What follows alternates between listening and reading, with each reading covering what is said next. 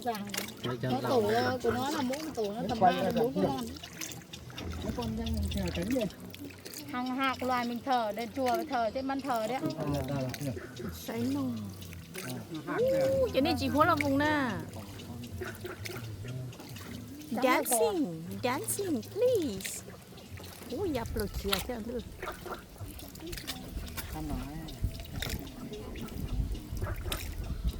Họ là một sấy nồng.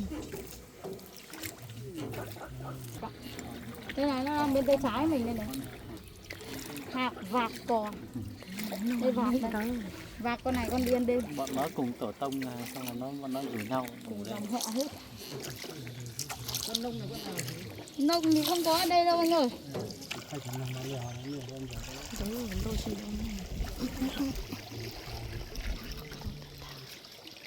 Thì nó chỉ có một chọn không tới rồi.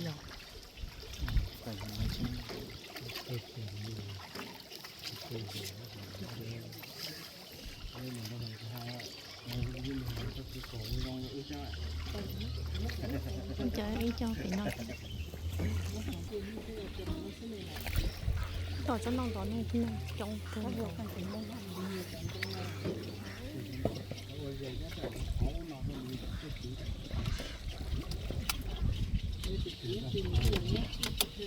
đây không gì mà nó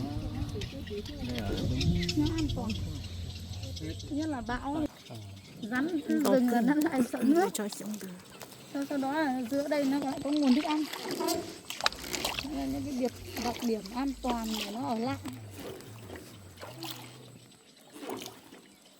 ở trên Hà Nội chỗ cái hồ Hoàn Kiếm nó tỏ non tộc cơ còn ở trong hồ Gươm còn non tộc cơ nhưng mà ít.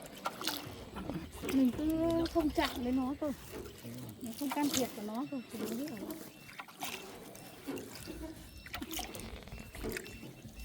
Chứ còn người ra người vào, không người thì lùa, người thì lấy tay vỗ, người thì bắt thì nó sẽ sợ. Ở đây bọn em mà có người săn thì xác định là ăn cơm chính phủ, có người canh luôn anh ạ. Cái gì ạ? Xin săn á. Xin săn á? Làm gì có chuyện xin săn được ở trong khu bảo tồn này.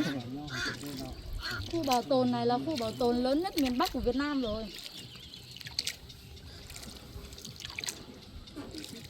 Có người trông coi đàng hoàng, có cam báo động ở trên núi rồi. Đúng rồi. Nên là có phải động vào được đâu. Nhưng mà nó đẻ trứng rồi, con lấy trứng rồi. Em không động cái gì hết, nó mà động vào thì làm sao chim non nó nở ra được anh? chỉ mất cả xí to theo bây giờ chỉ xí hổ theo bây giờ chỉ xí hổ theo xí to Vườn mía này tấm đó là cho mía xanh vào. ô chấm nhiều xí trắng nhỏ cho nhiều xí trắng Vườn mía miền Tố lò gì lấy họ.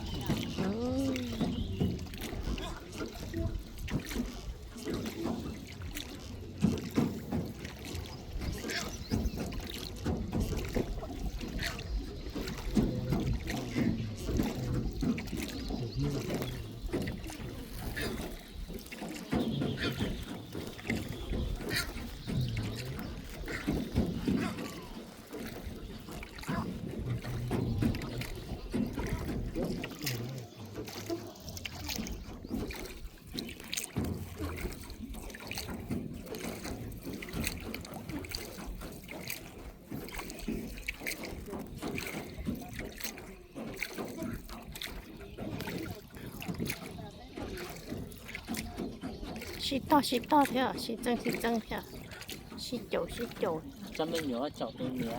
cái xe xí chậu Vấn đề tôi mía về